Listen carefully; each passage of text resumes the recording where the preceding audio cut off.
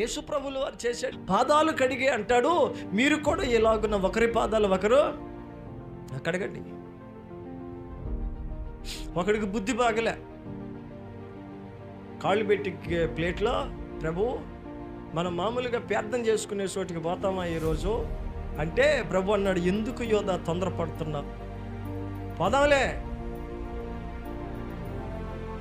ఇస్కారియోతు యోధా బుద్ధి బాగలేనోడు.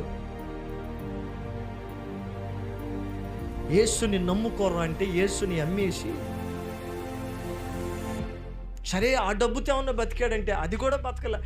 గట్టిగా చెప్పిపోతున్నా, బుద్ధి బాగలేనోడికి దేవుడి తోడైనా నిలబెట్టుకోలేడు, డబ్బు తోడైనా నిలబెట్టుకోలేడు, భూమి తోడైనా నిలబెట్టలేడు, 10 మంది బంధువులు కలిసి వచ్చినా నిలబెట్టుకోలేడు, మంచి ఇచ్చినా నిలబెట్టుకోలేరు, మంచి సంఘములో విలువిచ్చి ఒక స్థానంలో నిలుపుకోలేరు.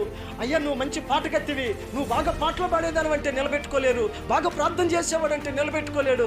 బుద్ధి లేనోడికి ఏది తోడైనా నిలవదో, పోగొట్టుకుంటారు దాన్ని లాస్ట్కి. సొలొమోను ప్రసంగిలో అంటాడు, బుద్ధి లేనోడికి కిరీటం పెడితేనంట ఎత్తి కాళ్ళ కింద వేసి కసకస తొక్కేసి వెళ్తాడంట, మట్టి నెత్తినేసుకుని వెళ్ళిపోతాడట. బుద్ధి లేనోడికి కిరీటం అబ్బదో, బుద్ధి లేనోడికి ఘనత గిట్టదో. ఏది కలిసి వచ్చినా నిలబెట్టుకోలేని పరిస్థితి ఎవరికి ఉంటుందంటే, బుద్ధిలో స్వస్థత లేనివాడు దేన్ని నిలబెట్టుకోలేడు. ఆడికి అందమైన భార్య ఉన్న నిలబెట్టుకోలేడు, అందమైన కుటుంబం ఉన్న నిలబెట్టలేడు, బాగా ఎద్దులాగా కష్టపడి డబ్బు సంపాదించే భర్త దొరికిన బుద్ధి లేని ఆ భర్తను కూడా నిలబెట్టుకోలేదా.